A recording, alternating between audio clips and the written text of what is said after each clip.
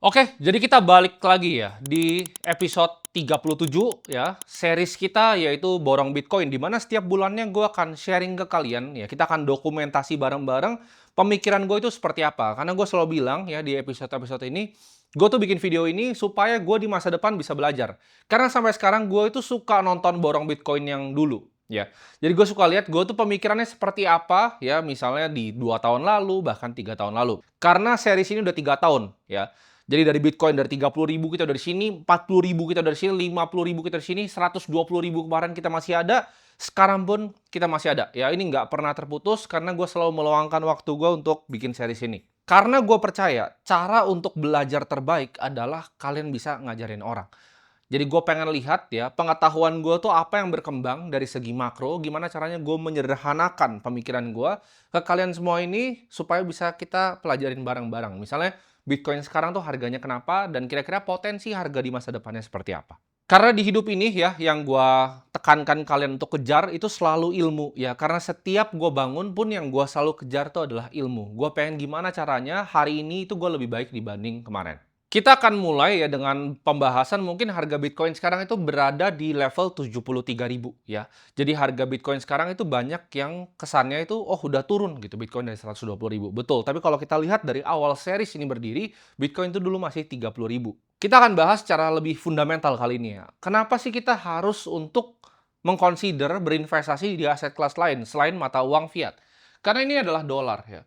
Dolar itu adalah uang terkuat yang pernah ada di dunia. Dan kalau kita lihat selama 100 tahun terakhir, itu penurunannya 99% ya. Ini USD. Kita kemarin sempat udah bahas juga, kalau kita mata uang di negara kita, rupiah, itu turunnya 99 ya, 998%. Tapi rupiah lawan USD aja udah turun 99% lagi. Jadi ini jauh sekali penurunannya. Ketika lu jadi ibaratnya supir di Afrika, lu jadi orang di negara-negara berkembang, ya lu jadi tukang jualan kafe gitu kan di Turki, lu mengalami kesulitan dengan menjaga nilai kerja keras lu, ya. Karena harga semua barang sekarang itu udah mahal gitu.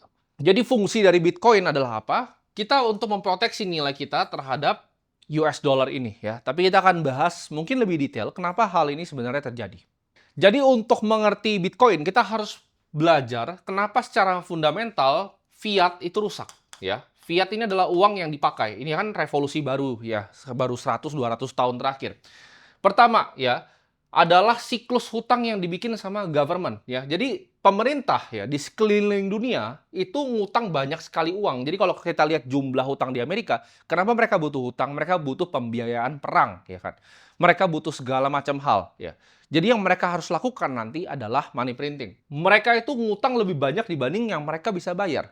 Dan ini udah terjadi di beberapa siklus sebelumnya dari 1971, ya 1999, 2008 ya. Ini siklus yang terjadi. Jadi ada yang namanya big debt cycle ya, siklus hutang besar dan siklus hutang kecil.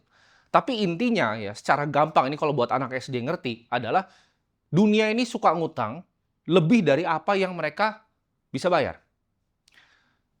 Jadi ibaratnya utangnya segini nih, kemungkinan dia bisa bayarnya cuma kecil segini ya. Jadi ini yang terjadi kalau kita lihat di negara paling besar yaitu di US. Nah, solusinya apa? Karena mereka nggak bisa bayar secara normal hutang-hutangnya, lalu mereka melakukan yang namanya money printing ya, printing press ya. Jadi uang kalian tuh dicetak nih, kalian kerja capek-capek, uangnya dicetak seperti ini gitu. Tapi akibatnya apa? Dengan lu print uang lebih banyak ya kan, ini itu udah dari zaman Roma ya. Jadi inflasinya di Roma seperti apa? Koinnya yang tadinya pure silver dicampur-campur bahan lain gitu loh. Akibatnya apa? Akibatnya ya semuanya jadi tambah mahal karena semua orang punya tambah banyak koin. Kenapa? Karena mereka perlu untuk membiayai militernya Roma. Akibatnya apa? Roma itu bukan kalah karena barbarian, bukan kalah karena segala macam. Mereka kalah karena populasi ya dan mata uangnya itu devaluasi. Karena ketika dibayar ya ke tentara-tentara mereka legions yang besar, itu mereka nggak punya uang yang cukup. Jadi mereka harus melakukan printing pada zaman itu, yaitu koin silvernya itu dicampur-campur, koin emasnya nggak bisa gitu, tapi silvernya dia campur-campur. Dan kopernya juga dicampur-campur sama mereka. Jadi ketika uang lebih banyak yang beredar, nilai akan turun ya, nilai akan turun. Oke, ini penting. Akibat dari hutang yang besar, printing press akan devaluasi ya. Tadinya ini soda ini $1, jadi $1.50 gitu kan. Tadinya misalnya harga CR-V itu 450-an juta, sekarang jadi 800 juta. Ini memang terjadi ya. Ini terjadi di semua negara, tapi lebih berdampak di negara yang ibaratnya berkembang. Kalau misalnya di US dia devaluasi bisa turun misalnya per tahun itu ya turunnya 5%, 6%, 7%. Kalau di negara seperti Indonesia, seperti Thailand, seperti Myanmar, Kamboja, Sri Lanka, itu turunnya bisa 15% per tahun ya.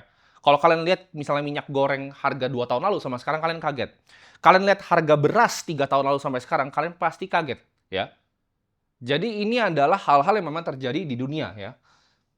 Jadi purchasing power ya, kemampuan daya beli masyarakat ya dari masa lalu ke masa sekarang itu turun terus ya.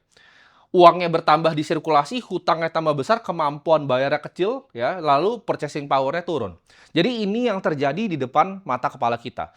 Kenapa menurut gua sistem fiat itu rusak? Karena sistem ini. Jadi cara orang untuk kabur dari sistem ini apa? Zaman dulu sebelum adanya Bitcoin, cara kaburnya itu ada dua ya, yaitu satu mereka membeli kepemilikan dari perusahaan atau kita sebutnya saham. Ya. Tapi balik lagi, di negara berkembang tuh problem dengan saham itu apa? Ketika sahamnya didenominasi pakai uang yang lemah, ya, ibaratnya uang fiat yang lemah, akibatnya apa? Ketika saham lu misalnya naik 10%, tapi nilai uang fiat lu tuh turun 10%, jadi lu net nol, ya. Itu yang problem dengan saham di negara-negara berkembang. Dan pertanyaan besar teman-teman mungkin kenapa harganya masih di 73.000 ya kan? Karena kenapa sekarang harganya masih belum naik? Karena kita akan bahas nanti Bitcoin ini adalah aset yang siklikal. Ya, jadi gue akan bisa jawab ke depannya kira-kira seperti apa. Gue bilang di sini, ya ketika 2026 gue masih konsisten untuk beliin terus 100 juta per bulan. Mungkin keuntungannya masih kecil ya. Tapi ke depannya keuntungannya akan luar biasa besar. Kenapa? Karena di 2028, 2029 kemungkinan besar Bitcoin akan naik ya karena siklusnya seperti itu. Kita tahu semua ya, ini kan kita udah bahas berkali-kali ya konflik US dan Iran ya. Jadi mereka banyak nge-struck Iranian drone sampai Mei ya 2026. Dan Bitcoin tuh turun ke 73.000 ya di Mei 28, Mei 29 karena banyak liquidation long ya. Jadi banyak posisi-posisi hedge fund yang ngelong itu kena likuidasi. Dan kalau kita lihat ya, ada selalu namanya post all time high cycle correction. Artinya apa? Setiap siklus Bitcoin, karena gue udah ngikutin ini selama 3 siklus ya kan. Kalau teman-teman cari ya foto gue beli Bitcoin zaman dulu, ya itu gue masih umur 15 tahun, gue pegang begini. Gue ngikutin Bitcoin itu udah 3 siklus ya. Dan cycle correction itu apa maksudnya? Setiap kali Bitcoin menyentuh yang namanya all time high ya, dia naik ke level yang paling tinggi, dia akan mengalami selalu penurunan. Makanya kita udah bilang waktu Oktober 2025 ya, kita udah bilang bahwa Bitcoin akan koreksi. Kenapa? Karena all time high itu selalu didorong koreksi. Ya. Bitcoin kenapa bisa naik sampai 120.000? Karena ada namanya siklus yang namanya halving. Ketika halving itu terjadi, ya akibatnya adalah Bitcoin supply-nya kan sedikit. Ya. Dan kalau kita lihat sekarang, kebanyakan yang pegang Bitcoin adalah long term holder atau yang pemegang itu jangka panjang.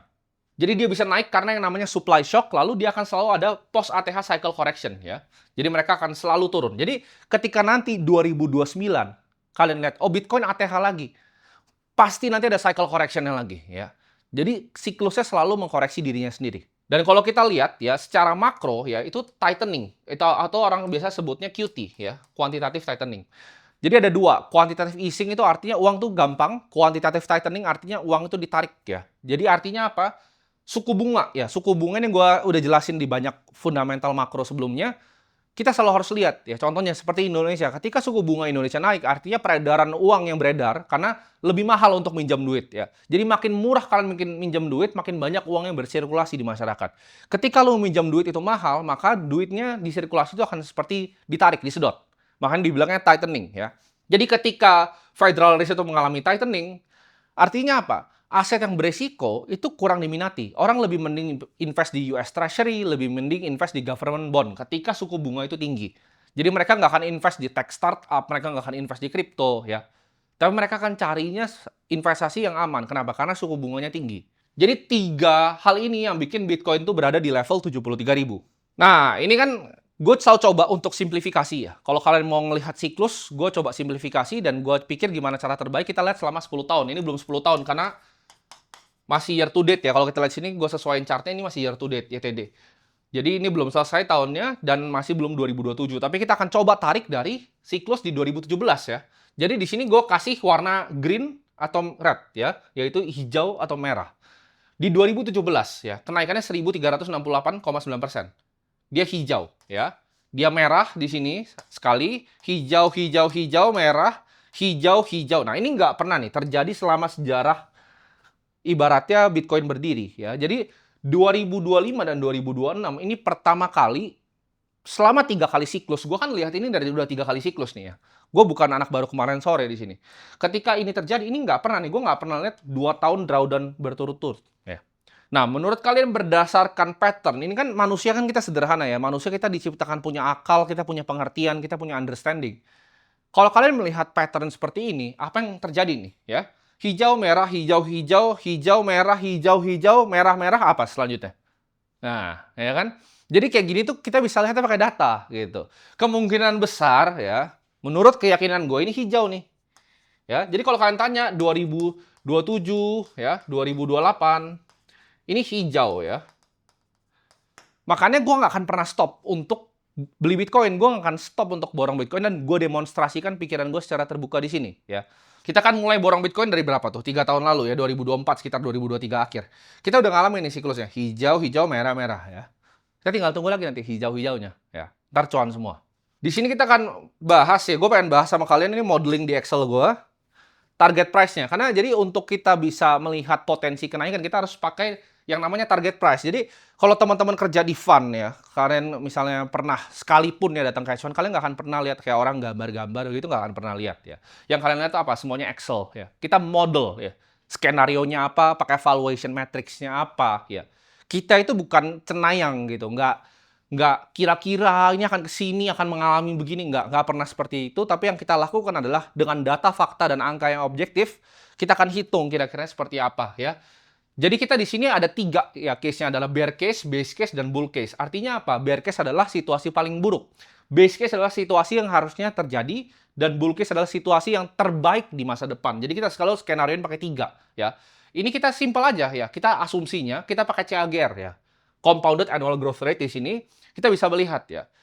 Ini bear case gua di 2026, kita akan tutup Bitcoin di harga 94.500 ya. Jadi nanti video ini kalian bisa putar lagi, gue juga akan putar sendiri karena gue suka belajar gitu. Ketika Maret gue bilang kan, di Maret dari 2024 gue udah bilang bahwa oh nanti akan ada koreksi 2026 awal terjadi. Ya gue suka lihat seperti itu dan gue bisa tracking balik. Nah, tapi kita ngomong di sini aja. Target borong Bitcoin gue untuk berapa tahun sih ya? Kita simplifikasi aja. Kita nggak perlu ngomong bahwa oh Bitcoin kita beli 6 bulan untuk enggak. Ini buat 5 tahun, 10 tahun ke depan ya. Jadi kita akan ngomong baik 2030 di sini, oke? Base case-nya itu 140.000 ya. Ini bear case ya. Oke. Base case-nya itu di 412.000 ya, 412.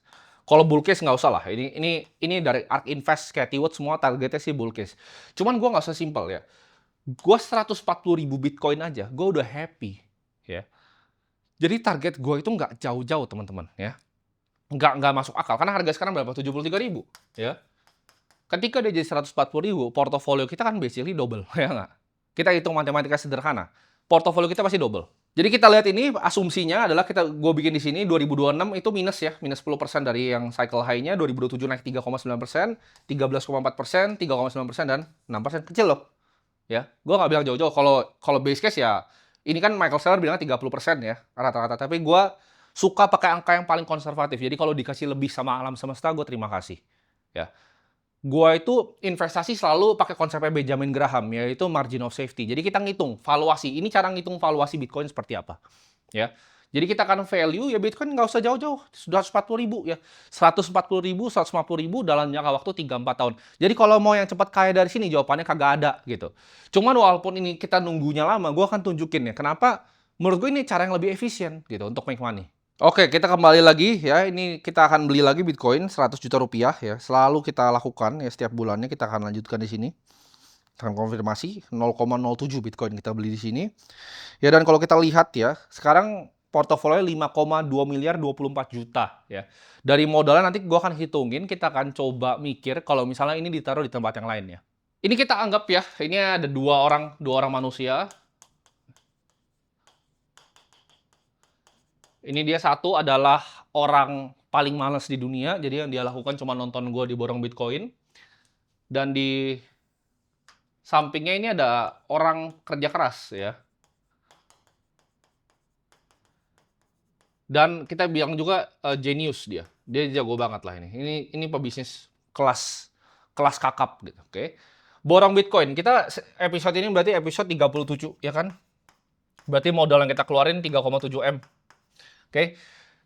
Tadi berapa? 5,2 ya jadinya. Ini sederhana loh. Ini Bitcoinnya masih turun. Ini masih bear case ya.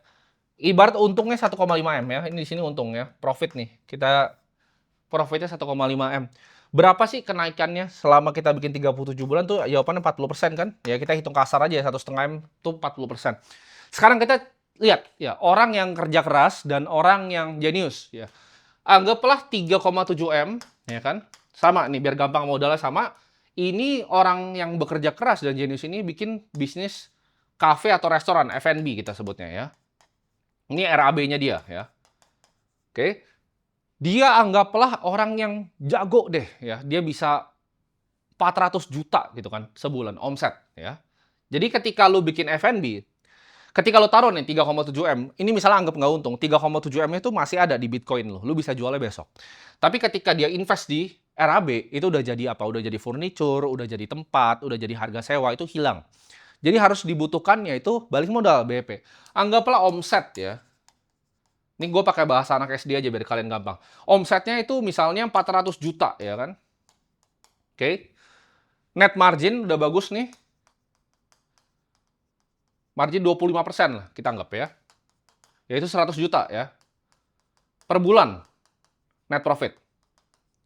Ini udah jago ya. Jadi kalau kalian nganggap, oh ini angkanya kurang gede, coba ya. Kalian coba dulu karena gue punya banyak investasi di bisnis lifestyle, gue punya banyak investasi juga di bisnis yang real, ibaratnya gue tahu persis hitungannya seperti apa.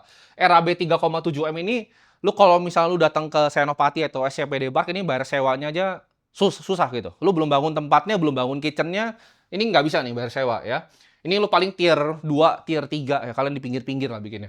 Buat lu modal 3,7 M, lu tanya orang mana yang bisa bisnis tuh omsetnya 400 juta. Ini jawabannya nggak banyak. Dan ini anggap stabil, ya, stabil dan bagus. Dengan skenario ini kita akan balik modal dalam 37 bulan, ya. Ya. Jadi anggap semua orang yang ikut borong Bitcoin sampai sekarang dengan omset segini itu baru balik modal, teman-teman. Oke? Berarti kita masih mesti cari berapa? Kita masih mesti cari keuntungan ya kan, mau sama seperti ini. Berarti kita 1,5 M kan dapat duit ya. 1,5 M ini berarti kan 15 bulan lagi. Berarti 52 bulan ya. Ini kan 37 bulan gampang. 52 bulan. Dia dapat dengan modal 3,7 M, dia BEP plus 1,5 M. Dapat duit. Ini 52 bulan, ini 37 bulan ya. Nambah ya. Lu nambah 15 bulan dan itu kerja keras dan jenius loh. Kalian bayangin restoran itu dapat duit 400 juta ya dengan RAB yang cuma 3,7 M. Lu tau lah kalau RAB 3,7 M tuh lu paling cuma dapat kafe gitu. Kafe jelek itu bikin kitchennya susah 3,7 M. Ya. Dan stabil omsetnya dan net marginnya pasti ya kan. Belum ngitung THR mungkin. Jadi buat yang meremehkan hal-hal sesimpel ini gue share secara gratis gitu ke kalian dan gue demonstrasikan secara terbuka. Jadi buat orang-orang yang mikir dia super genius mau bikin begini, coba dipikir ulang gitu loh. Karena ini pun toh misalnya dia nggak pernah naik, ini bisa lu cairin. Sedangkan ini kalau gagal, ya, lu say bye-bye ke 3,7 M lo. Dan ini kerja keras, ini pagi malam kerja keras. So, ini ngurus karyawan, karir ada yang kabur, ya kan. Kalian mesti bikin SOP, lu mesti revamp menu tiap 2-3 tahun, ya. Lu harus ganti konsep, lu harus hiring chef yang bagus, chefnya harus training lagi chef-chef lu yang lain. Jadi jawabannya adalah lebih enak mana gitu. Ya, kalau gue sih preferensi yang ini gitu loh. Kalau ini gue bikin untuk apa ya? Buat networking, buat main sama teman-teman. Ini playground ya. Ini tempat bikin duit beneran. Jadi itu aja untuk borong Bitcoin kali ini. Sampai jumpa di borong Bitcoin selanjutnya.